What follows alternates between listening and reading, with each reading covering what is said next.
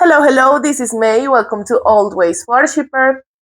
This is my new creative space in YouTube, you know. So, what I do here is that I channel the energy. I work as a channeler. I started on my spiritual path like for many years now, and I decided to open this space because I receive lots of messages in different areas, and I think it's really valuable for me to share it with you guys in the collective in English and Spanish because I speak both languages. And the idea is that each and every one of my videos is intended to reach whoever it's meant to whenever it's meant to. Meaning that if you find me and it's been a while, I was thinking about that song. I think it's by Stained. It's been a while. Not sure if that's the name. Sorry, I'm channeling with music. Yeah, by Stained. I don't know if that's the correct pronunciation of the band, but I was thinking about that song.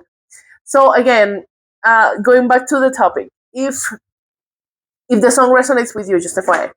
But if you find me and it's like way in the future, or it's been a while since I recorded or uploaded this, but the message that I'm sharing with you today here resonates somehow, or it helped you somehow, well, that's kind of the idea. So we're good in that department, okay?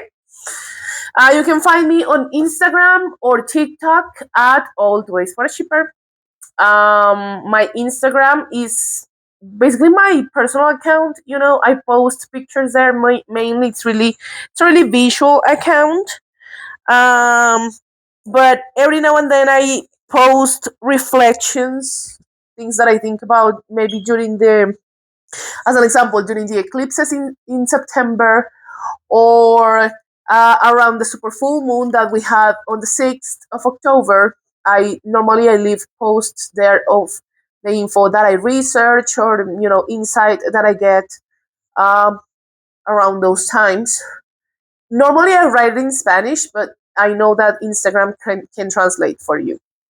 Mm, or if you're interested in maybe another format of these readings, you can follow me on TikTok.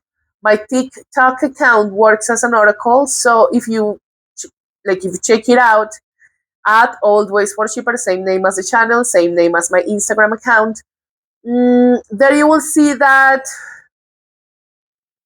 basically you in the account you would see just a bunch of random pictures, mostly not related to the reading. A little flag of Spain or the US to mark if the readings are in English or Spanish. And you can use it as an oracle because you don't have any more information there. So if you open the post, you will get a message, okay? I post content on TikTok almost every day, pretty much every day.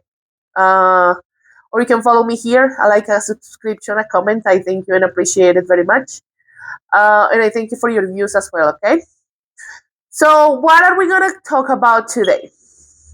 It's kind of late when I'm at, so I won't make this reading so long. But I want to talk about Anubis, the Egyptian god. Here I work a lot with Egyptian archetypes because these are my favorites. I mean, this is what I like to channel when I work with spirituality and stuff. Um, and I always say the same. I mean, remember that there are the Greeks and the Native American deities and the Romans.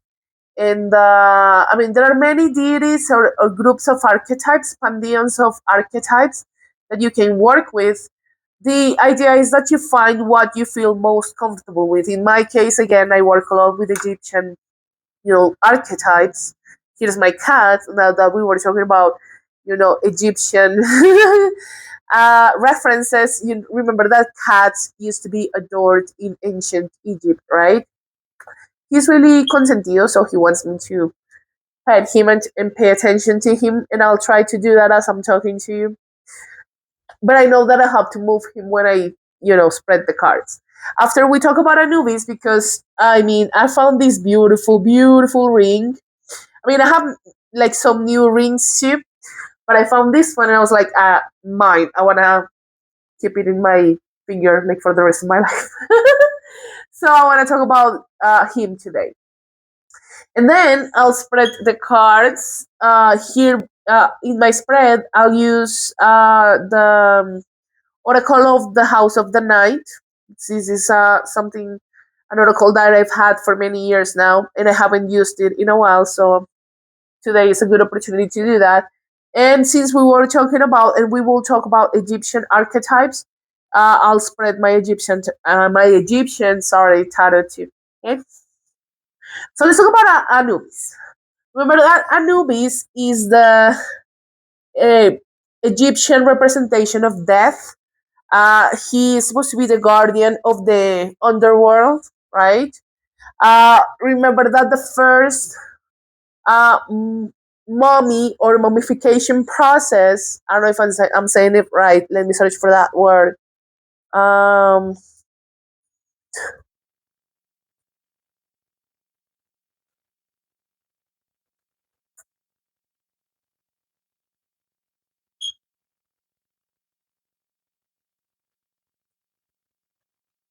Mummification. Yes, the first mummy or mummification that we had was when Anubis, you know, put together the fragments of god Osiris, who was torn apart in 14 pieces by his brother Seth. Right. So, his wife Isis, along with some other gods, started to search for all the 14 pieces, and one was missing, the masculine's, you know, member, so to speak. uh, but with her magic, she sort of revealed, the missing piece, and Anubis wrapped like all the pieces or the fragments of Osiris in, and created the first mummies. So for mummification processes, all priests or priestess says priests or priestesses back in ancient Egypt used to wear a mask like this with his head, right? Um, to like basically to sort of personify his energy. Uh, when we were talking about like mummies and that mummification process, okay? Uh, he symbolized by color black, but remember that color black can symbolize death, like, for grieving.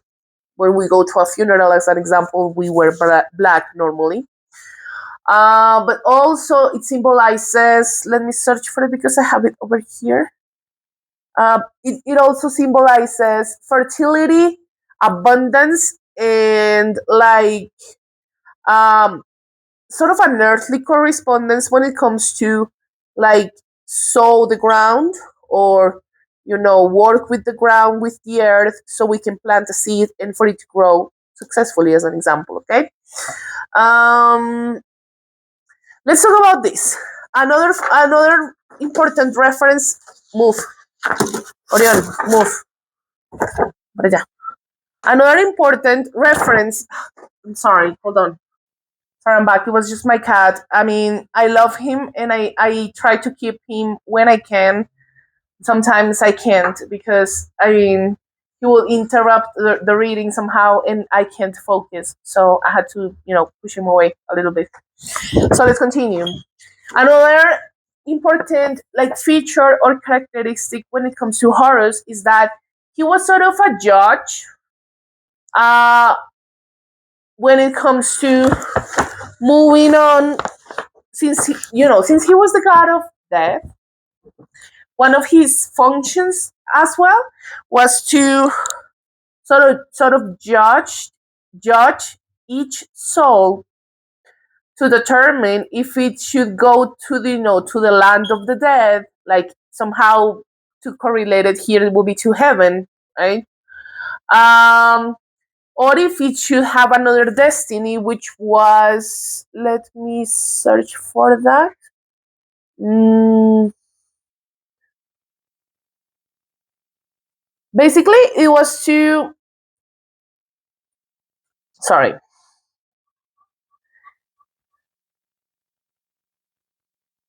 Let me search for it because I have it here somehow. Oh, by the way, I'll leave the links with this info. I'm just telling you this because I already recorded the Spanish reading, and the info that I found is all written in Spanish. So either way, I leave the links if you speak Spanish, or if you want someone to translate for you or whatever, I'll leave the links over there. But of course, you can find me like lots of information about Anubis in English as well. But I always do that. I'm sorry. I always do that. I always, set or leave the links because it's important to give credit all the time when credit is due. Because, to talk about what I'm talking about here today, I had to research and take the information from somewhere, okay? Mm, but going back to, let me, okay, let me, rewind that. So, and one of the main, like, or the most important things about Anubis is that he was a judge. He was really, connected to Osiris.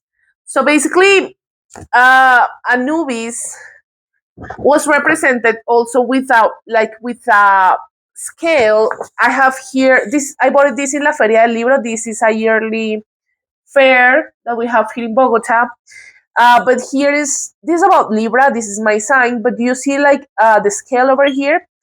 This will be like an ostrich feather, and this will be a heart. So what he did with Osiris was that he put, according to mythology, he when a soul died, he put he like the heart of the soul in that scale to sort of weight it out with the feather. So it says that if the heart was heavier, no, if the heart was lighter than the feather, I mean, the soul will, pass or will continue to the land of the dead, sorry, will continue to the land of the dead, which will be like, heaven, so to speak. um but if not, if the heart was heavier than, the feather, uh the soul's end will be to be destroyed by Amit.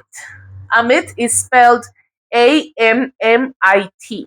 Okay, um, which basically sort of it was a mythological creature with the part of a lion, and the other part was a crocodile. Okay, so just doing a little research about Anubis because again I found this ring and I just couldn't help myself. Remember that in the Egyptian tarot, Anubis is represented by the death card. I don't know if I have it here. Let me show you anyway, because I think I have it over here. Because actually, when we were doing the Spanish reading, it came up like in the bottom of the deck. So, and I'm talking about it. So let's see if I find it really quickly, and I'll show it to you. Mm, Probably, if not, we will get it in the cards. I mean, I'm pretty sure that we will get it because we're channeling Anubis tonight. Um, but let me search for it to see if I can show you.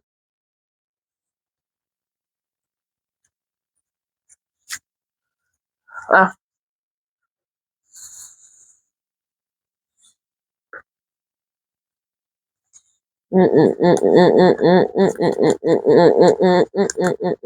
No, it's not here. Anyway, uh, but I'll try to show you. Okay, if I get it in the cards later when we spread.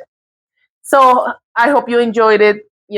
About Anubis tonight. I work a lot with Egyptian archetypes because I love the fact that they have, feminine and masculine energies when it comes to, their mythology, which is common like in many cultures, like the Greeks. They have feminine and masculine archetypes. But in my case, I really love Egyptian culture for some reason. I really find it fascinating, and it's been that way like all my life. So I use this space, to talk about Egyptian deities a lot, because it's what I love. But again, I highly recommend you to, do your research and find your own archetypes depending on which culture resonates with you the most. Okay. So let's go ahead and spread the cards. Again, I'm gonna do, my House of the Night oracle. So let's go straight to it. Let me just cleanse it a little bit with smoke. There we go. So, Spirit, what do we need to know for the English community this evening? What's up? Sorry, let me just, shuffle it a little bit. Feels weird. Okay, I split the deck. It was in the moon. Number 50 can be significant, maybe an age. But remember that the moon, we had a super full moon on the 6th in the sign of Aries, high to all Aries. I mean, I suppose that the moon really affected you guys somehow. It will be. Remember that on the 6th, we opened a portal of 3 super full moons that we will have for the rest of the year. The one in November will be in Taurus, and the one in December will be in Gemini.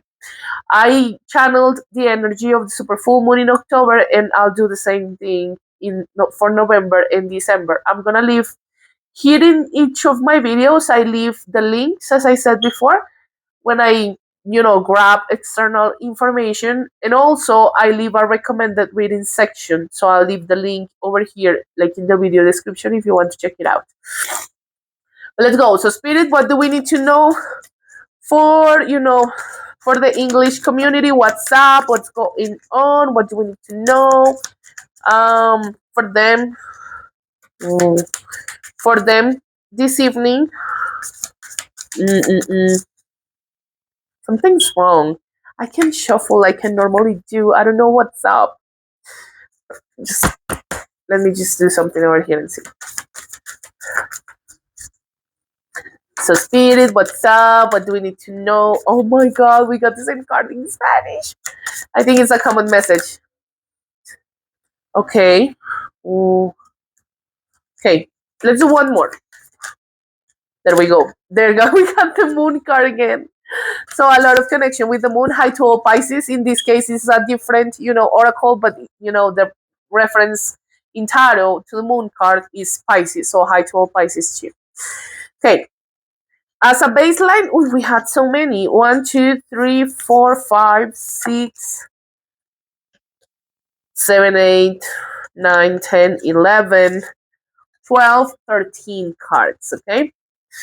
I'll spread the Egyptian tarot right away, and then I'll show you all the cards. I'll take a small pause so I can correlate all this, and I'll read for you, okay? So, Spirit, what's up? What do we need? What do we need to know for the English community? What's going on with them? What advice do they need to know? What do we need to hear in this evening? We know this no, not so many, because I just dropped them and I didn't feel it was a natural, shuffling. So tell us, what's up? What do we need to know? You see, death, the card I was talking about before. I'm gonna leave it this way. So thank you, my beautiful decks. And let's see. We have many cards, as you can see here. So I'm gonna take them all. I'm gonna show them to you, just to make sure that I read everything for you. And I'll go back and read the cards. Okay. So let's get started with the House of the Night Oracle. The Beauty card, number 40, can be significant. We got this card in Spanish. Confidence, number 42. Trapped, number 34.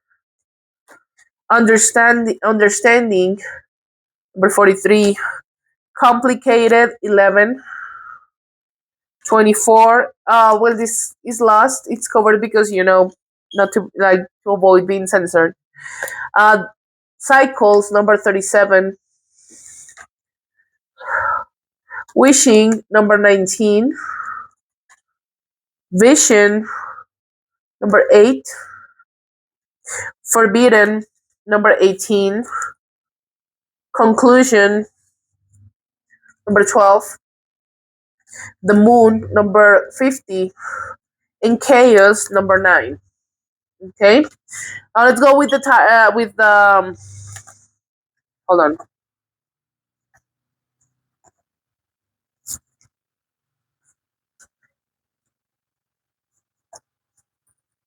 Now let's go with the Egyptian tarot. Okay, so learning. Sorry if the translations sometimes are really poor. Communion, study, death. Actually came up in the upright. Death, fortune,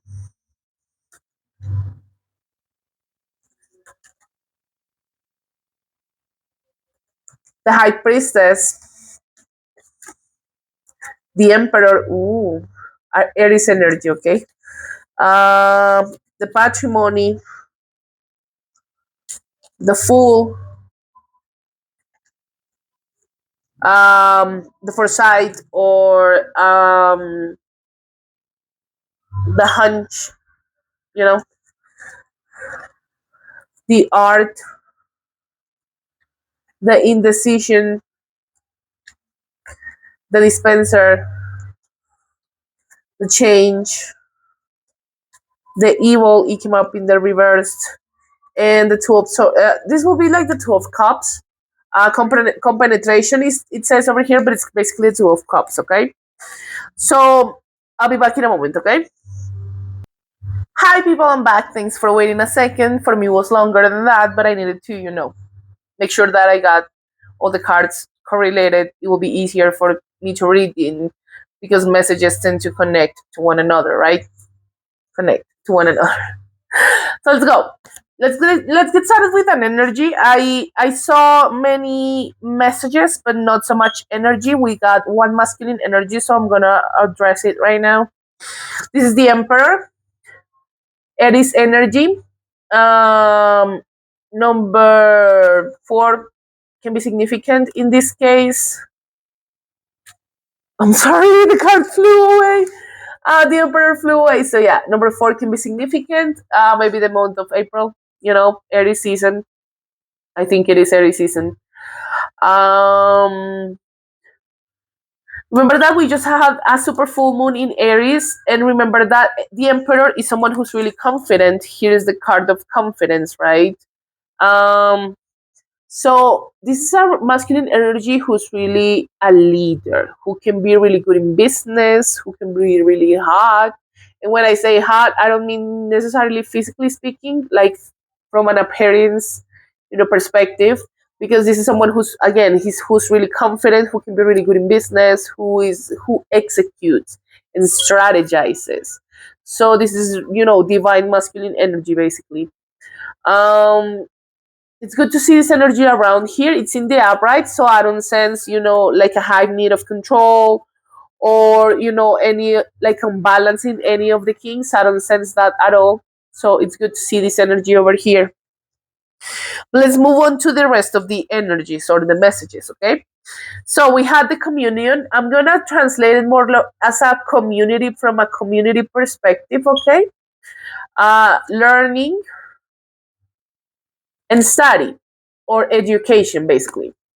Listen, I've been channeling this a lot since the lunar eclipse we had in September.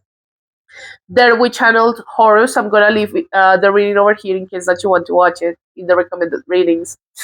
And in that reading, we had a really a big part of the space was talking about education, not only from a learning perspective, which is what we're seeing here, but also from a teaching perspective. Hi to all Geminis, the educators of the zodiac. But what I'm saying is that many of you in the English community have a desire to study something. This can be anything, this is general. So, a master's degree, go back to college, learn how to drive, I don't know, some regular courses, like, how to do hair or how to do nails or, you know, anything basically.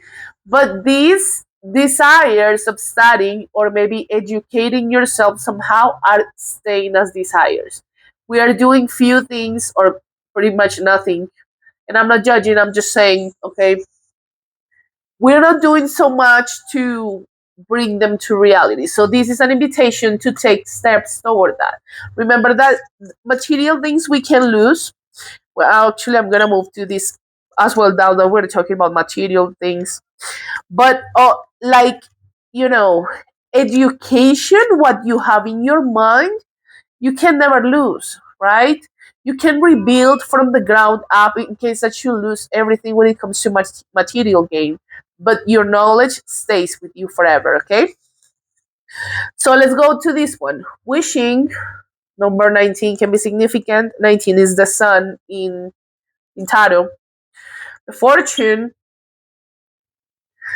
and patrimony in the reverse. Okay, so I'm sensing that maybe for someone in the English community there may be conflict when it comes to the patrimony. Maybe, things that you need to work, like legal matters that you need to address in that perspective. Or this can talk about maybe a need to stabilize your patrimony. Maybe you're looking forward to buy a house, or a new car, something like that that has to do with material gain. That's why I connected to the previous message. Okay. um Remember that fortune. For fortune here, we've channeled, this is a little cat, Japanese reference, that is the cat that with his paw does this movement. It's called manekineko. Manekineko is spelled Maneki, Neko, Neko. Neko means cat, and Maneki, I don't know exactly what that means right now, but you can use that archetype, Maneki Neko, for reference when it comes to fortune, right? This can talk about maybe a mindset when it comes to like financial abundance. Remember that we cannot expect financial, like, success or financial stability if we say, maybe as an example, all the time that I don't have any money, and it's never enough, and I'm gonna, those, you know things that you communicate can affect your finances. This can also talk about retribution, right? Remember that reciprocity is important for manifestation, especially when it comes to finances.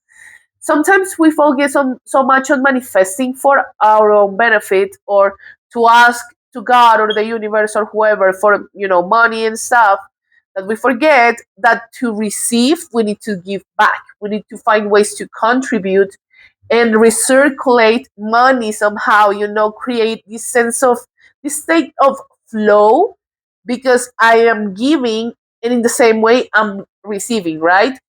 This kind of reminds me of the Six of Pentacles in Tarot. That card talks about charity work or balancing finances. I mean, if charity is in your thing, if it is, I think it's really great. You can support a special, cause that moves your soul, and you can contribute in a charity work perspective. But if charity is in your thing, you can always help an animal on the street. I don't know, if there's a really sunny day out there and that dog is thirsty, like, bring them some water, right? Or if you're, I don't know, if you have some extra food that you are not gonna eat or something, but you see someone out there who's being hungry, try to help them somehow. Those are small ways to contribute and give back so we can receive. Okay. Let's talk about this one. Let me just, move my cards over here just for you to see them and for me to be organized, because I have many messages. Okay. So let's go with this one. Sorry, my nose. My nose is really itchy right now. Uh, High Priestess. It's in the reverse. She's in the reverse. This is the foresight or the hunch. Um, okay, I'm gonna remove this one, the dispenser, because this was related to the previous message, but for some reason I put it over here. Remember that, retribution and stuff. Okay, I'm just gonna remove it. Um, Vision from the House of the Night Oracle, understanding the reverse.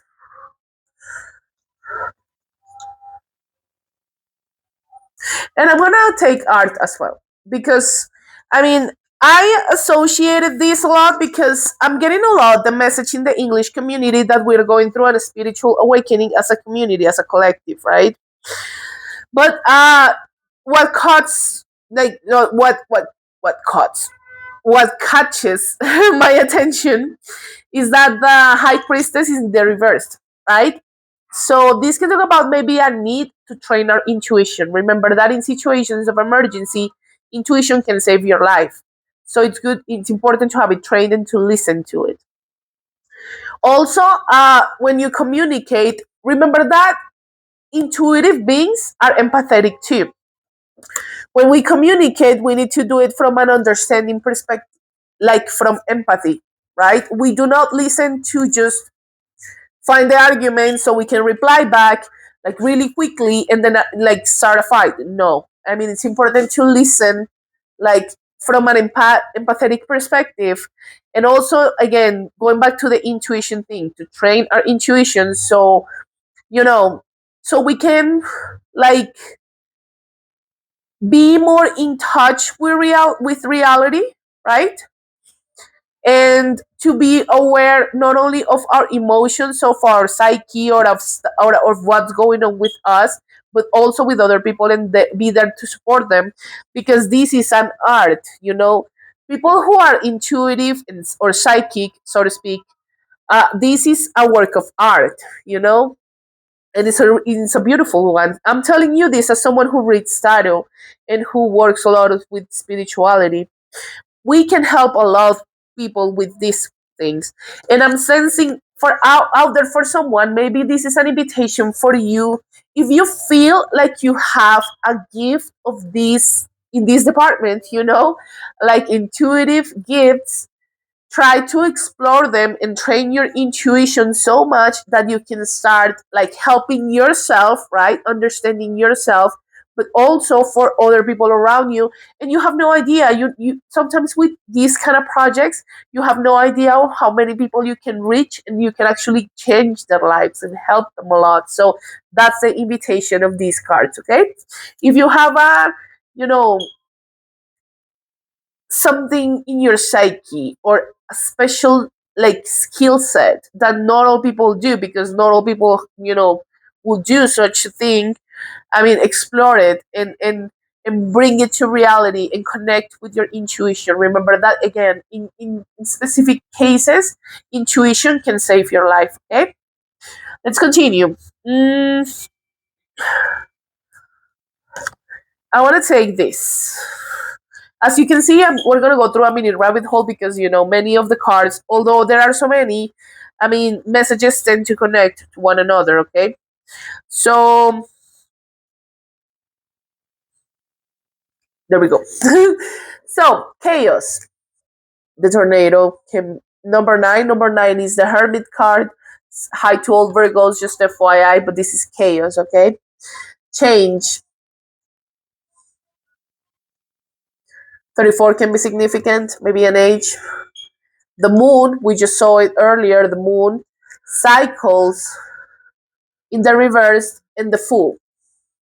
Okay, so the fool can talk about a leap of faith, right? I mean, a new beginning. Remember that the fool is the beginning of the spiritual journey in tarot, right? But I believe that this new beginning, or this start, for some reason, whatever you're starting right now, is on hold, because there's a cycle that maybe needs an ending, and I think we're going to talk about it more deeply in like later in the reading. But remember that cycles, I mean, you can see here in that card, like the moon has phases and cycles, right? The sun doesn't. I mean, the sun is always shiny and bright, and all day, all the time. but the moon has cycles, right? And that's why I related it to the moon card. Remember that the moon card is to talk about your intuition. Black cats can be significant. Every time I see a black cat, I bring back the black cat energy. Remember that it's important to keep things private, right? Cats were adored in ancient Egypt, but try to not post everything on social media, because remember that you don't know the people's intentions when they, as an example, they watch your stories. So be calculated with what you share, also with a project. But remember that it's important to trust in our cycles. We, especially feminines, because I like the monthly cycle that we have. But not only in that way, because all in life comes with a cycle. As an example, the seasons, right now we're going through fall and moving on to winter, right? But during, like, early next year, we'll just, like, spring will rise again, right? So it's important to understand our own cycles, right? Understand your own cycles and adapt to those cycles, and understand that it's important that we know them and we trust that everything has a cycle in life, okay? Chaos and change. This kind of reminds me of the Tower card. Remember that there are some moments in life that can be really messed up or complicated, that can really, shake you up to the core. But those same moments redirect us where we're supposed to go. And sometimes we want to, like, I don't know, people want to cling maybe to someone or to something that is not made for them. It's important to let go and to trust, you know, trust that maybe you're going through a tower moment or a moment of chaos in your life. Not only you maybe, but in the collective, and also with many things that are going on in the world right now, right? But we need to trust that you know those moments lead to something always, and there's a blessing in disguise in every tower moment, so we need to trust, okay? Because those moments of change or chaos bring change. But remember that in the future you will look back and say, okay, now I understand why this did this happen in my life. Why did I have to go through that? Right? So you need to trust that the situation that you're dealing with will come out, will be resolved, like, in the best way for you and for the other people involved, in case that this is, related to someone or something. Let's continue with these ones. So, conclusion, the end, basically. This talks about endings. Kind of reminds me of the Ten of Swords energy. Forbidden, you see, like a door, but it's not open, it's actually locked. Last,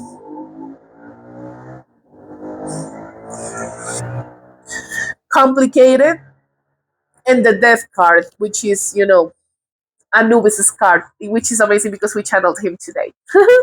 But all of these cards can talk about maybe the ending of something. Remember that? I mean, I always break the eclipse season because, it's important to talk about it. Like, in September, we had eclipse season, one lunar and one solar eclipse. Those times were crazy. The readings I did, like, back in those days, were really good, really crazy too. But eclipses are an invitation to close cycles. And I think that many of you in the English community are going through an ego death, maybe, or the process of closing something. Because remember that we can't receive new blessings if we haven't, like, let go of what we should let go. And so our hands are open and we are open to receive new things. So, this is general. So try to address your own endings depending on what you're trying to work on or whatever. Let's talk about these three. Trapped. Okay, there's a cage. It says trapped. Indecision.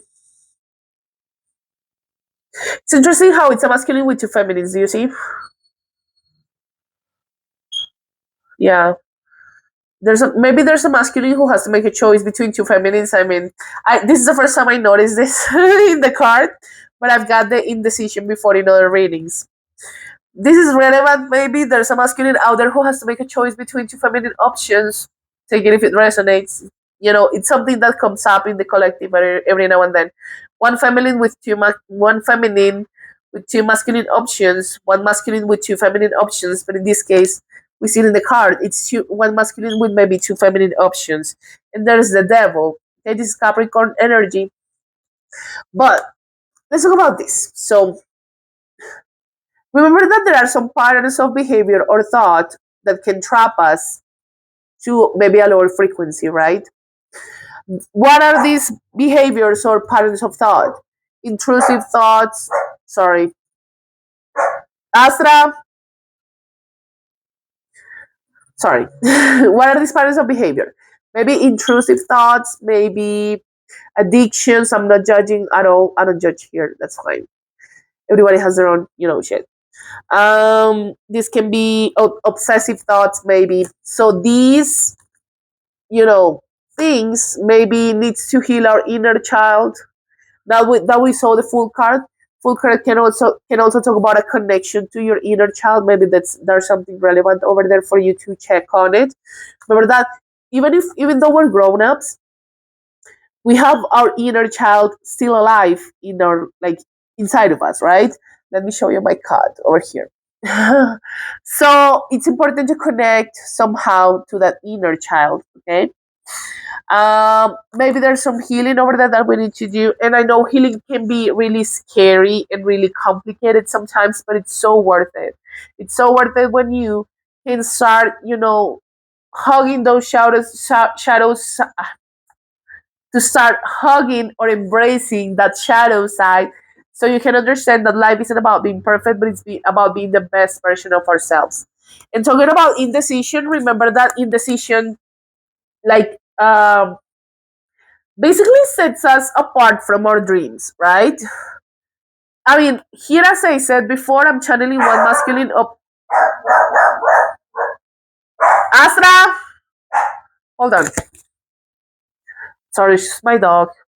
But again, talking about indecision, one masculine to feminine options, that might be the case. This is general, but in a general message that I've been channeling here is that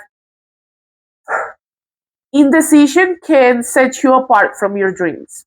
So try not to let indecision like prevent you from taking action and maybe achieving your goals or starting a new business or starting working out or whatever. Or maybe if you're having setbacks, remember that when we have setbacks, it's more there. We need to get our inner strength like so much more so we can go on in spite of the setbacks, right? So this is kind of the message of this card, but take it if it resonates in a romantic perspective as well. Now, let's talk about this two to close the reading. So, compenetration, but this is the Two of Cups, and beauty. Roses can be significant. I think roses are really beautiful flowers. I love them. But in the English community, in the Spanish community, I was having the same message, so I'm going to share it over here. I think there's a soulmate or twin flame union in which the channel message that I got here was actually I was thinking about that song. I think it's by Poison. Every rose has its thorn, right? But I read that somewhere. I don't know exactly when, but I did, and it said, "If you can't deal with the thorn, you don't deserve the rose." Talking about a soulmate or a twin flame connection. Nobody's perfect. Talking about the devil card again, we all have our shadow side, and but we can't. I mean, to love someone, like that implies to love all of them. I was thinking about that song, like all of me loves all of you. That energy, but remember that to love it all, involves loving the things that you wouldn't love so much about someone. maybe those things that you may find irritating about someone too, right? So if you can deal with the thorn, you don't deserve the rose. And I'm not saying you maybe connected to someone you're thinking about, or if it's you, this is general reading, and I'm not judging you, but this is the reflection that I got, or the channel message that I got in Spanish, and I think it's important. When you love someone, you love everything about them. And I'm not saying love someone who treats you poorly, as an example, or love someone who basically their actions show that you don't care for them, or those things. It's important to discern. But yeah, I mean, those this shadow side bringing the devil again, or the evil in this case, but it's the devil. So those shadows, those things that make us not perfect, are a part of ourselves. So to love someone, you need to love the thorn as well to deserve the rose, right? Take it if it resonates, okay, people? I'm gonna leave it here. Thank you so much for watching this tonight. I hope you liked it. You can always follow me on Instagram at Always Worshipper. I like a comment, a subscription on my Oracle in TikTok as well at Always Worshipper. And I thank you very much, okay? And see you next time. Bye.